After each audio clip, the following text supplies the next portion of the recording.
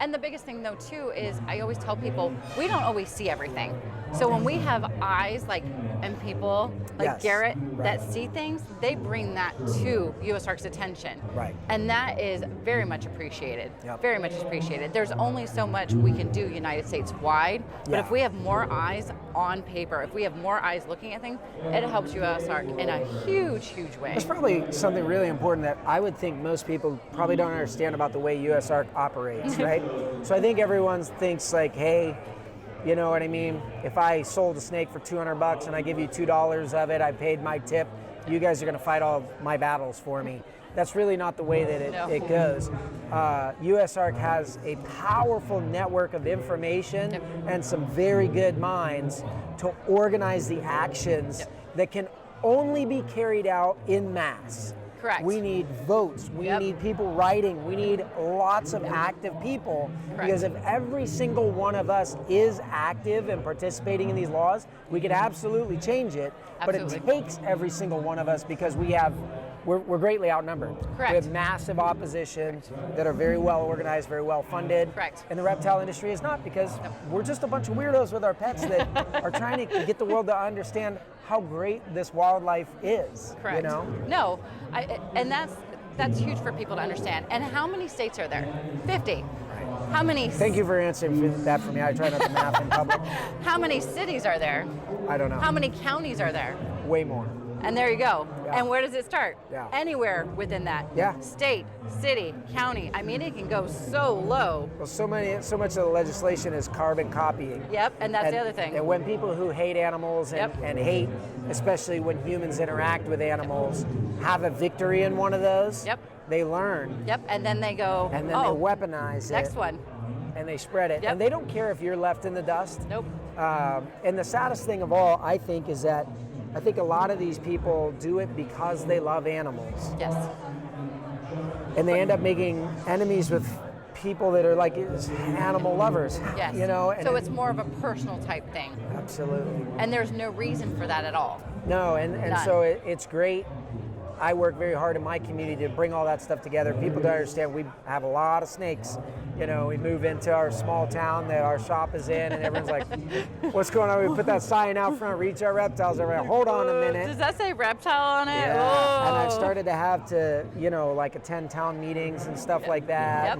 And introduce huge, myself and see how it's going, so that people who hear a rhetoric about who I might be, or they're like, I know a little bit about you politically, or something about how the way you keep, and so then they're going to generalize that you're this person that's been painted in their mind.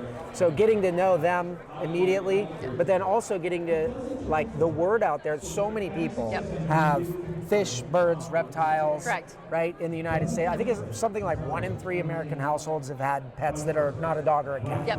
And that's who USARK represents to our government. So if you're one of those 3 people, or someone who loves one of those 3 people, or appreciates, the education, the interaction, and the experiences that you get to have, you definitely need to support USARK. I'm going to circle back really quick on something. So you go into meetings and stuff in your towns and whatnot. Tell me how you come into those meetings. Do you go in there like all up in arms, or do you go in calm and collective to educate and to show them what we're doing? Yeah, so because I know a lot of people are get all kind of stirred up, and they think that going in with that attitude, that's not the way to do it, and that's not what we want people to do. Sure. We just need to go in there, and how do you approach that? How do you go in with that? So whenever I go into a township meeting or a city hall type meeting, or wherever there's a reptile agenda going up, or even if I'm just getting to be known in a new town, I try to go in there, and there's certain members of society that they're going to value. So I'm a businessman, and they want business to come into their town. So I want to present myself as a reputable businessman who's interested in doing things the way that they work. I mean, the last township meeting I was in, I said, I come out here because you guys preserve a free way of life. You allow people to think differently, very agriculturally minded town. These are my people. You also do a great job with roads, restaurants, support of tourism coming in. we do events like Retic Fest where hundreds of people that come in from all over the country. And I am so proud of the way that they leave saying, you know, I love Pittsburgh. This place is great. You know, or I love Sarver, is the small town where my shop is. And I'm so proud of that. So I always commend them for what a good job they're doing. And start by that common ground of, like, you and I are really trying to build something new, exciting, wonderful, and provide a diverse experience for people who live here. Absolutely. I also go in understanding that I pay their paycheck. And so that's a different way to look at it too. Yeah. I try not to, like, lord it over them or you know, because they're just gonna, you never want to trigger defensiveness, you know, with your city council member or anything like that. You want them to know that you're on their side, you're there to help them, you appreciate all they do. Their positions are not like your guys' positions at USARK.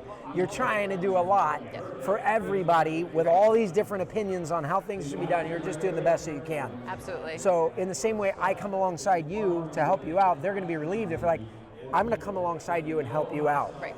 You know, on the other hand, if they're trying to push you around or say you're something you're not, it's very okay for you to say, hold on just a minute, I'm a tax-paying business owner or resident of this place, and I live here because I'm trying to bring my unique experience to this town and be a productive part of society here. Absolutely. So you want to come in with that attitude that you're coming alongside them to help.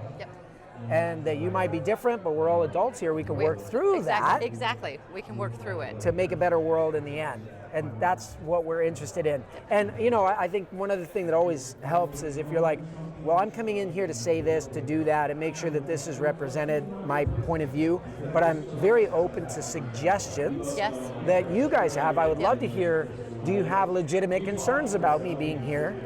Because if it's a matter of, like, for instance, one issue that they had, are trying to ban alligators and turtles in Pittsburgh. We're like, whoa. And then actually talking to the city councilwoman, she said, you know what we're really worried about is that if somebody had a dangerous animal in the building and, like, emergency first responders, fire department didn't know that, then that could be very dangerous for them entering these buildings. Right. And so we came up with a system where it's like they actually provided, like, a sticker and a label. You could call your local fire department and let them know what was going on so that they knew what they were getting into. If it's a matter of me putting a sticker outside that says, yo, we've got some reptiles in here. These are the kinds you need to know that we have. This is what to watch out for, or this is totally okay. It's almost like when I ship a box, live harmless reptiles. Exactly. If that's what you want me to put on my door, I'm there for you. If that's what helps you. They see snakes, they're scared, they think they're all venomous and they're going to get out through the town. You know what I mean? So. Well, and that comes down to education. Right. That is the biggest thing, is education.